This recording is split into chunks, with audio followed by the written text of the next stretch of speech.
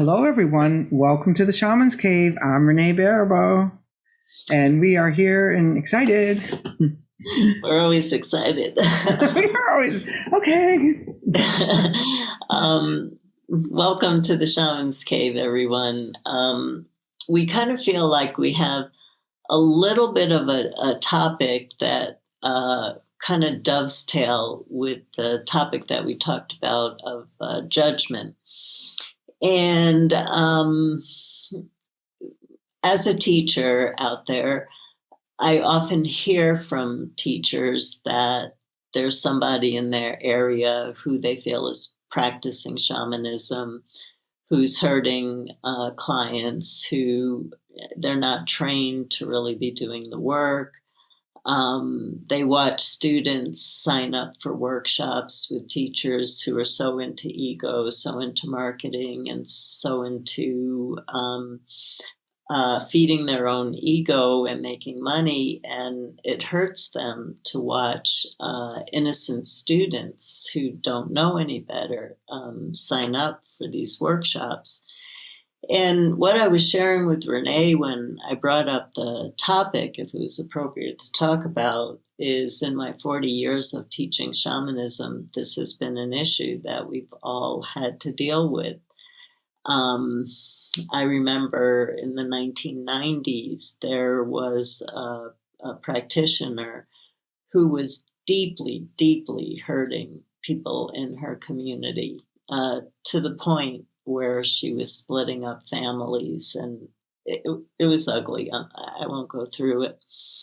And so people asked me to call her, and I did. And she told me to mind my own business. She wasn't willing to listen to anything that I had to say. And so that was a real wake-up call to me of I can't police the shamanic community. That's not my role. It's not anybody's role to police the shamanic community of who should be teaching and who should be practicing. But I found the solution, and this is how I train my students and my teachers and my practitioners, is you be the best role model that you can. You do the most brilliant work that you can, not from a place of ego, from your experience, shining your light and being a role model. And people start to see, let's see, everybody who goes to this practitioner is being told something unbelievably awful. And everybody going to this practitioner teacher is starting to shine and starting to blossom and getting so much help. I wonder if maybe I've been making a wrong choice. Maybe this is the person I should be working with. So it goes back to judgment. We can't start judging people. We can't start putting ourselves up on that kind of pedestal. It's not accepted in our culture, to be quite honest with you. It just brings up more resistance, but we can be a role model. Well, I just want to give you a shout out here because, you know, in your teaching and in, when you teach and how many people can see that light shine through you, it has been, really, it's actually been a monumental teaching for me as well, because, you've been teaching for what, 40 years? Mm-hmm. And so when we started here, they're like, well, everyone's Sandra this and Sandra that. And I'm like, oh, Renee is chopped liver over here. But then I realized along the way, because, I've had to be ego slapped a few times in my life as who I am, because I am a marketer. I am the used car salesman, but never in my shamanic work. Mm-hmm. That's why do you think Spirit has me being an executive at a behavioral health company, running a marketing department, so that I can do that? Because I had a vision a long time ago that, okay, you can be the chef and you can do all of those things. But when we ask you to help somebody cross over who's dying, or to put down your camera or put down your chef's knife, that's what you signed up for this time. And so I had to really come to terms with that. And even when, when Winds of Spirit came out, I'm there like, okay, now I'm going to be a famous Hay House author. This, that sent me into a spiral because it wasn't the truth. Yeah, I was invited into the Hay House family, but I think I was on the outer Mars. There's a planet spinning right out to the other galaxy. But that aside, I realized that Winds of Spirit is new work that hasn't been on the planet. And, so I must have been listening when they said, put down the knife and write the book. But that's not like, I have a conference that has 250 people coming. My last workshop had 20. So when I'm doing the business of business, I get to market and be all in my fluff. And when I do the business of healing, it's on Spirit's time. Right. And the thing I think that I'm reflecting on this a lot. Where are we starting to go off path with the practice of shamanism? And where we're starting to go off path, and this has been happening for a long time, it's just, I get to see more now because of Facebook and because of my teaching, is we've forgotten that the only role of a shamanic practitioner or teacher is to be a vessel for the spirits. Mm-hmm. And we've gotten into this whole thing, I'm doing the work. And it's actually become part of modern day shamanic culture. This is the work. In all my workshops, if I know a lot of people have taken workshops with me, I end every single workshop with the same thing. Please feel free to teach this material when you feel ready. Like with soul retrieval, I'm not so open. just because people have gotten so badly hurt from working with practitioners who are not a vessel for spirit. And it's really broken my heart. It uplifts me how many people, thousands of people have gotten help. But I focus on what went wrong when somebody gets hurt after soul retrieval. And so what I can see where we've gone off path and we have to find our way back on path again to be the best practitioners that we can be and to actually do the work is it has nothing to do with you. And it's a humbling experience, and it doesn't feed your ego. The spirits don't care about your ego. You have to be willing to put your ego aside and let that power and flow and incredible energy that's needed to meet the energy of chaos and trauma that we're experiencing today. We're not allowing that energy from the spirits to come through. And we're still seeing amazing amount of miracles in the practice of shamanism. And we're still getting the omens and we're still getting the beautiful feedback. We're not seeing the miracles when people understood that the power of the work was the spirits doing the work and not you.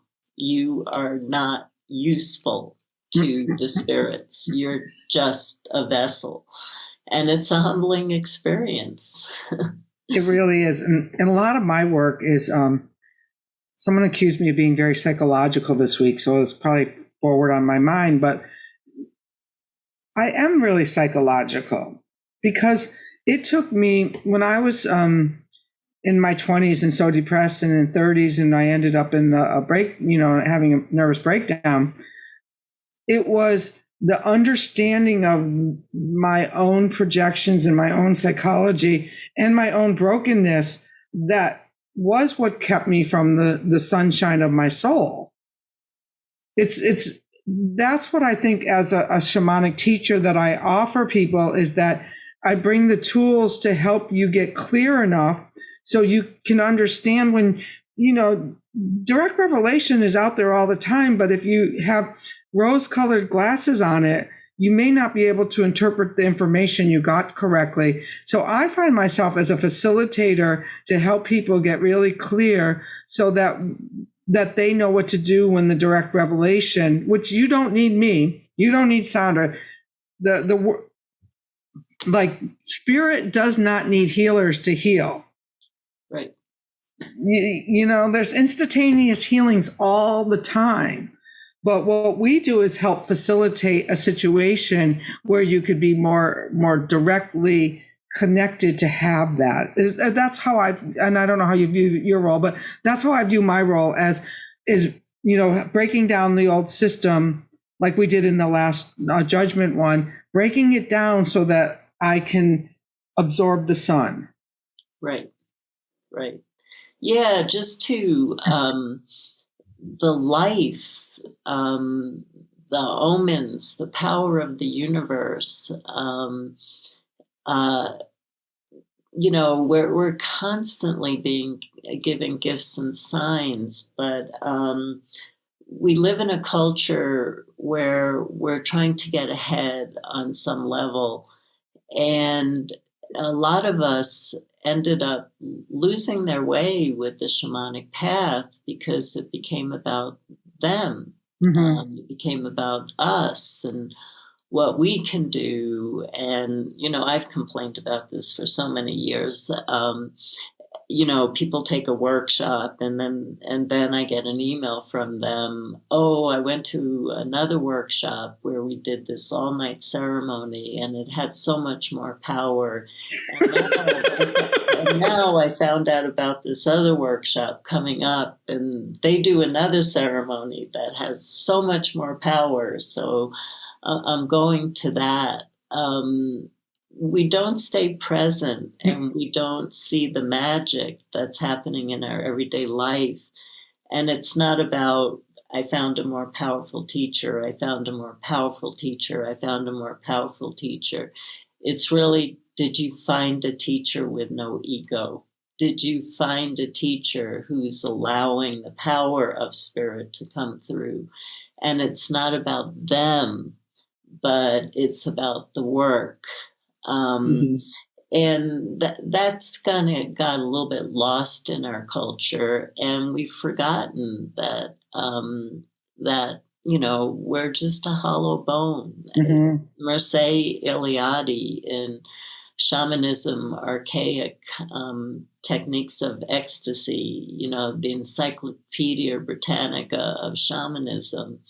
A shaman is just a hollow bone. A shaman takes flight into the unseen realms and connects with spirits, and the spirits do the work, not the shaman himself or herself. So we oftentimes, inside of ourselves, we take a little bit too much credit, or we put ourselves, I can do this. This looks really easy. A really good teacher makes teaching look incredibly easy. That's what a good teacher does. And so people go, wow, that looks so easy. I can do that. I can bring that. I got all my notes. I have no experience, but I got all my notes and I can repeat the notes. And we're losing the true magic, of shamanism, the real true magic. I think that's true, and I have to laugh because I've been that student too. Okay, that's looks easy, but there's nothing like when you think it looks easy and you go out and do it, and you. In fact, my assistant said to me this week, Renee, you make it look so easy. And it's really not, because at every step of the way, there's more work to do. There's more refining to do. There's more. And God forbid you're studying with the teacher who's not doing their personal work along the way, that they think that somehow they've arrived to this pedestal and now they're going to train you.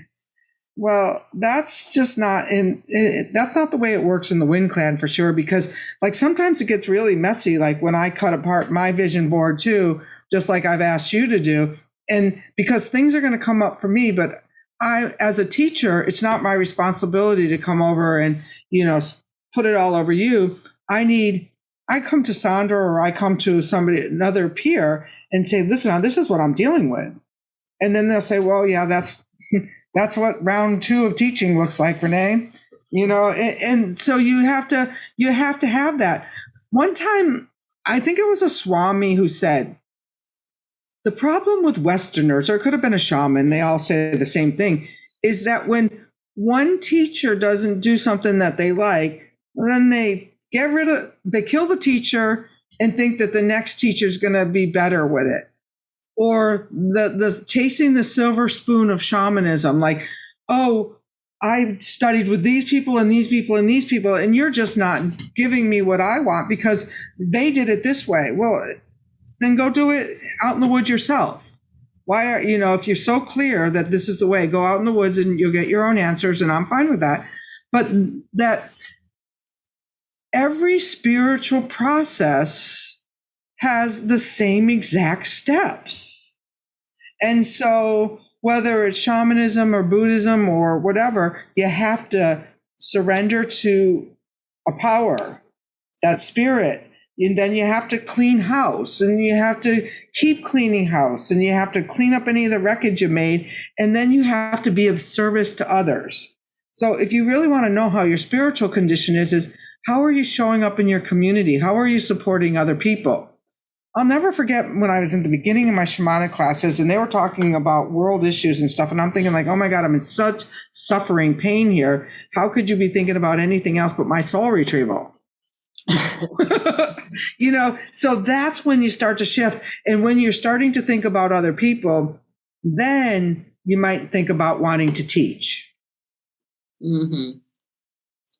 Yeah, it's really about getting the experience, and it really is about doing your own personal work so that you get out of the way. The whole point of shamanism is to get out of the way, and in order to get out of the way, you need to do a lot of personal work. There's brilliant shamanic practitioners out there who bring through spirit because they've been so traumatized they're not in their body. So there's nothing there, so spirit can easily come through them.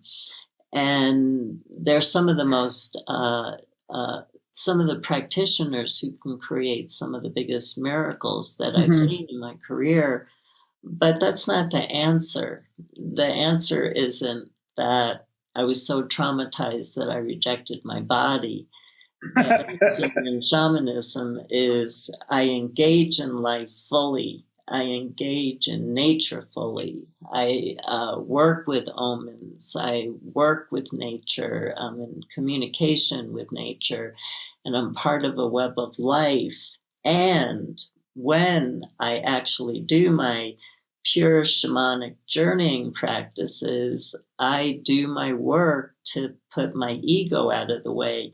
So it's not that we're just working with people who are so traumatized that spirit can come through them easily. It's how do we engage in life with joy and in nature with joy? And when the time comes to consult with the spirits, we move our ego out of the way. And, we create a balance in the practice by doing that, because we came here to be embodied.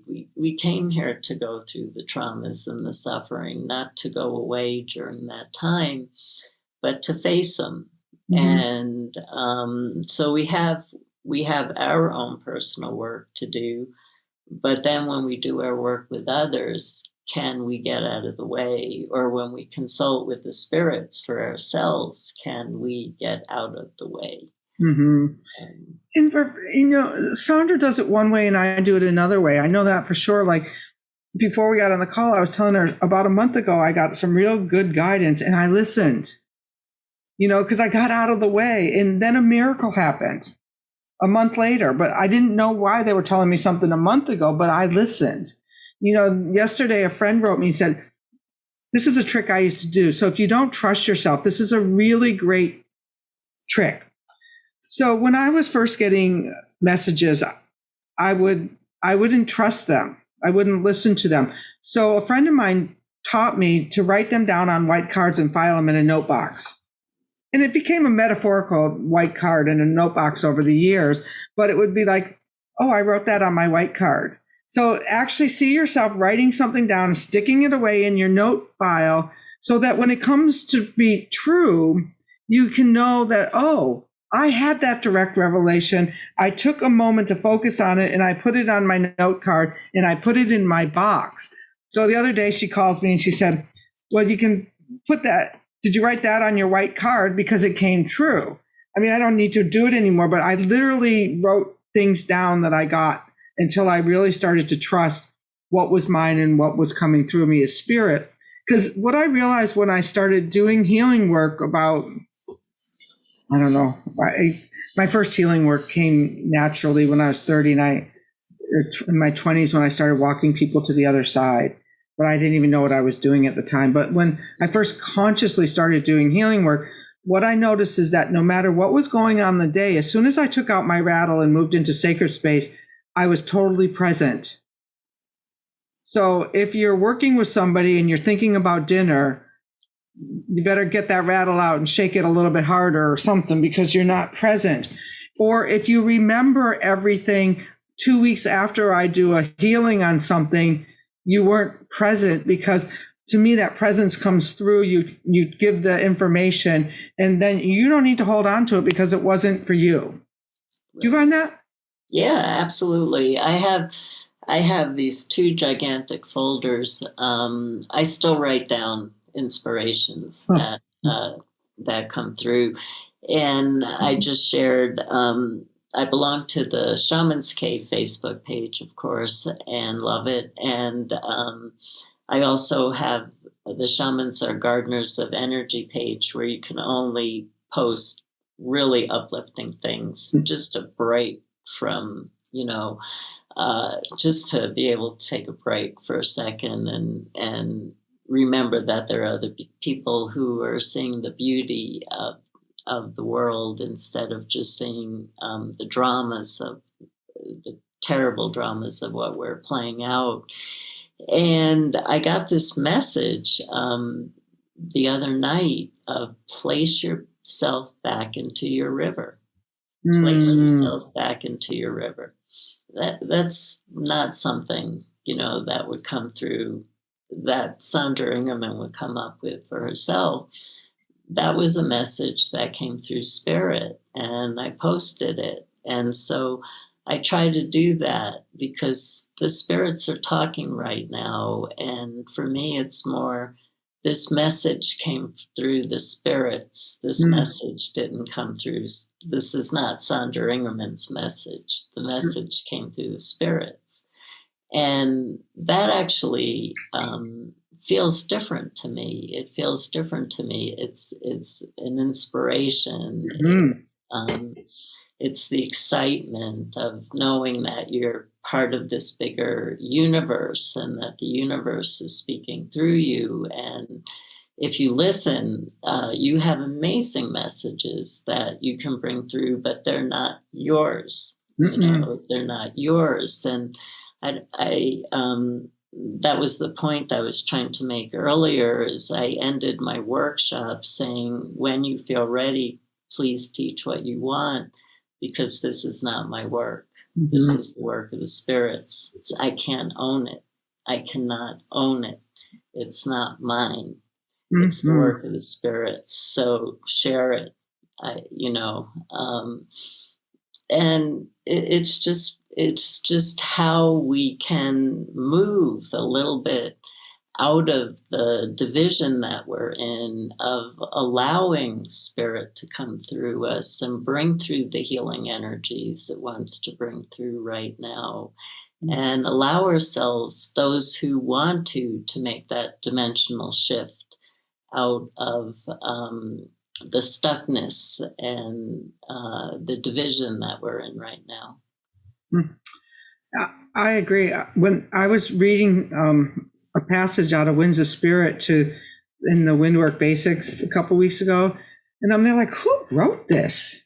Mm-hmm. Really, who wrote it? And it's true because, granted, I did the 14 revisions and the whole 7 years of writing it and stuff like that, but that was, after that, it wasn't mine. I don't know what happened to it before it came out, because there's something, and there's students who are far more ritualistic and more ceremonial than I am, who are having far deeper experiences with the wind work than I can even imagine, because it's not mine. I was just good for working, and I took the notes, and I did the work. But to think that you own something beyond that, it's just a fallacy, because it is the work of spirit, if it's any good. Yeah, and I've shared this many times. The way I connected with Renee was I read Winds of Spirit, and I felt it was the best book I'd ever read in my life.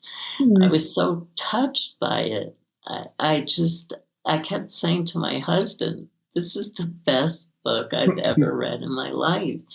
And so I really wanted to connect with Renee, because there was something so deep that came through. You have to be in the right space, and you have to be able to work with the metaphors, but it touched my soul, and that's what spirit does. It comes through us to speak directly to our souls, not to our minds. And as authors, that's what, as spiritual authors, that's what we strive for, is we don't go away completely. We have to do the hard work. Mm-hmm. But the inspiration comes through from spirit, and when I wrote Soul Retrieval, it was my first book, and I was really young. It was in the 1980s, and I didn't feel I was worthy to write this book, and so I journeyed to Isis, and I said, Isis, I'm not worthy to write this book. Will you help me? And she said, well, if you don't want to write the book, I'm okay with that. I'll just find somebody else to write it. She said, this book is going to be written, and I don't care if it's written by you. And so, then Sandra Ingerman freaked out and said, oh my God, and I had to work. I had to work immediately. But she was no whining. She still, she isn't into whining. So yes, you need to step up in your shamanic work. It's you in partnership with the spirits, but knowing when that partnership means it's time for you to step aside and let spirit come through you. Mm-hmm. I love this topic. Did you when you started talking about getting back into the river, I saw myself getting out of the canoe and going into the river, and I know we've done that journey before. And could we do that? Absolutely. So we're gonna do some a short journey to go within ourselves, and so what you want to do is, let's start by taking some really, really slow breaths to move ourselves out of that sympathetic state. A lot of people are dealing with a lot of issues right now, and the point of this journey is to move aside. And what is it that your authentic self, what is it that your soul is calling you to do for yourself right now, not what are other people calling for you to do. So, what I'd like you to do as I continue the drumming is to go inside yourself and use the metaphor of the river of life.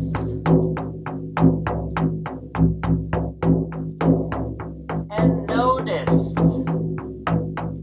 if you've stepped out of your own flow and you're in a river, you're floating in a river, canoeing in a river with other people, and you don't feel a connection to this river. It's filled with harshness. It's filled with judgment. It's filled with other people's opinions. But it's not your river. It's not your flow. So find yourself jumping out of this river that just doesn't feel right for you to be going down right now, and find your own personal river. And how you know you found your own personal river. Your breathing will change. Your heartbeat is going to calm down. You're going to feel yourself settle into the flow that you're in. And even if it's turbulent, you have the strength to flow through the turbulence with so much peace and so much grace, because it's just energy. But it's your energy, it's not others. And you find yourself feeling that there's a frequency, there's a different energy that's running through you. It feels more coherent. It feels less chaotic. There's calm and peace in the midst of whatever you're dealing with right now. Because you're in your own personal inner landscape. You're in your own personal flow of river. You're trusting your intuition. The spirits are guiding you. You feel the sun shining on you, and the wind bathing you, and the water, and the riverbank, the earth supporting you, and you're in your own flow.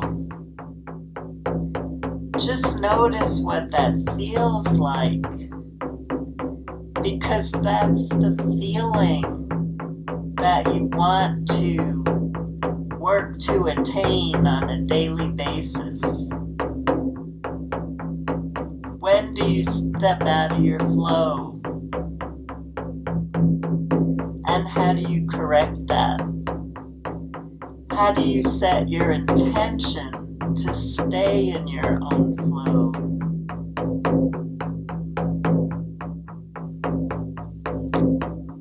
Watch the beauty of nature as you're in your own flow. Feel the tension dissolving out of your body. Feel the fear dissolving out of your body.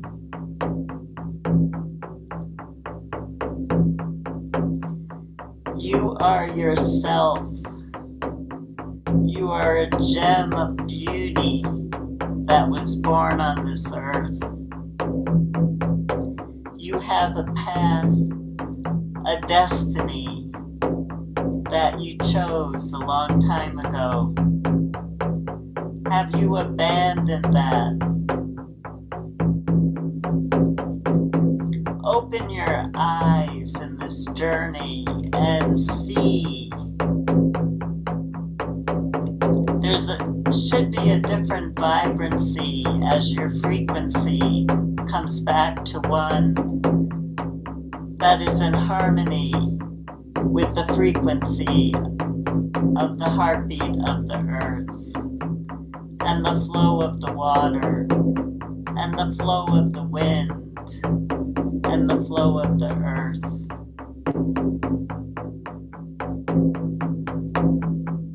Feel a sense of inner peace. Place your hands on your heart. Feel yourself moving into a rhythm that feels good.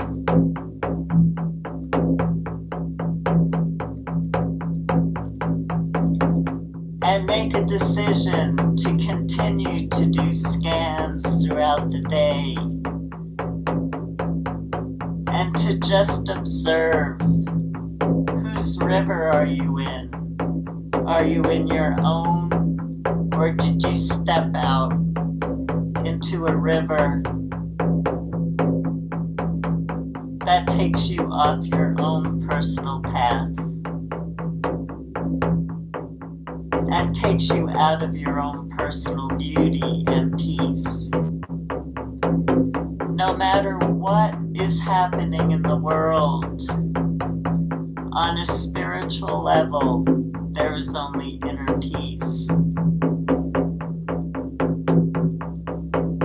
Feel that inner peace right now.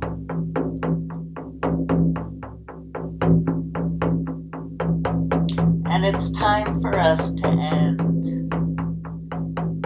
So I'll drum you back to the consciousness that you're in, to be able to listen to Renee and I, but from a different sense of being in your own frequency, feeling your heartbeat connected to the earth, and feeling a sense of inner peace in the midst of all that is happening in the collective.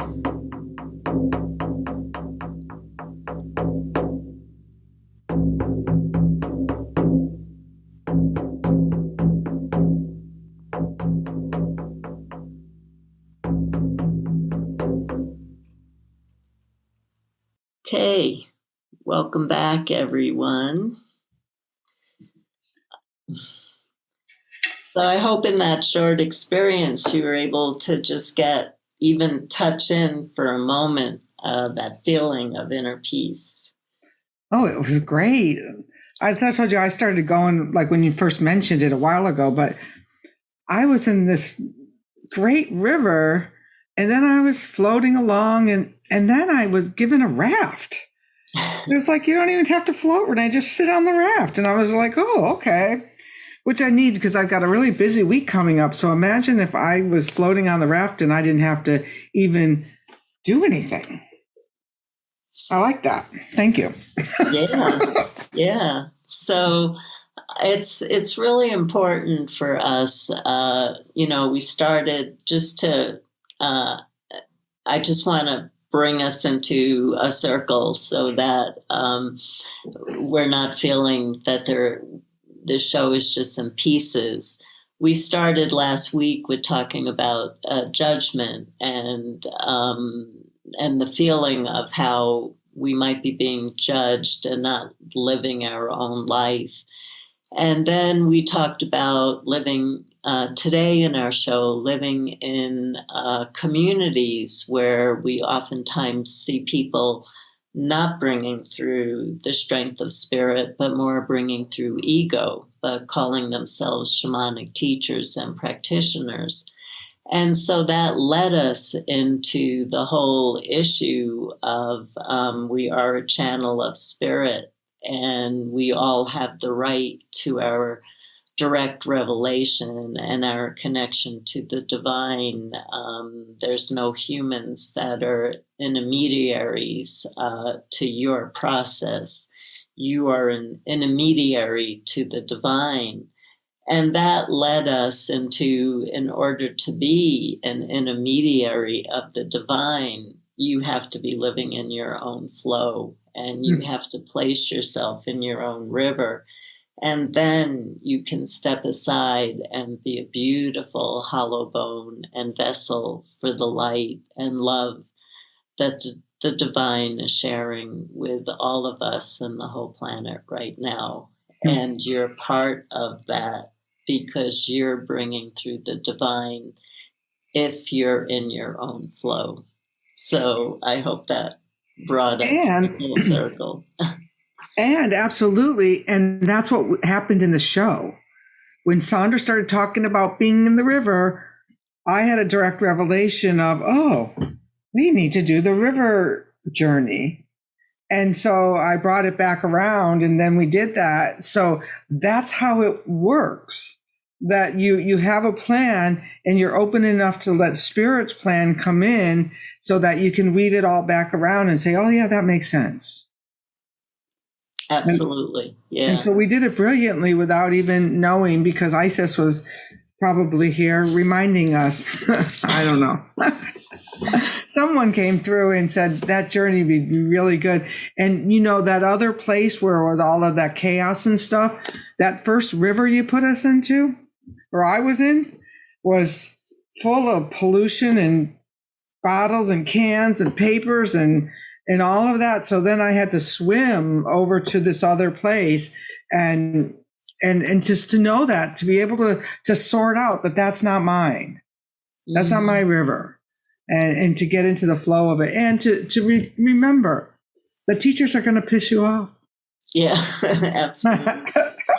And you can be a role model in your community, and without ever saying a word, people will go, I'm not sure I want to work with that other person. They don't hold that same presence that I see other people doing spiritual work holding. And that's, again, how we bring the feminine back into our culture again, by not policing others, but by being a role model, of being a vessel and bringing through that amazing love and light.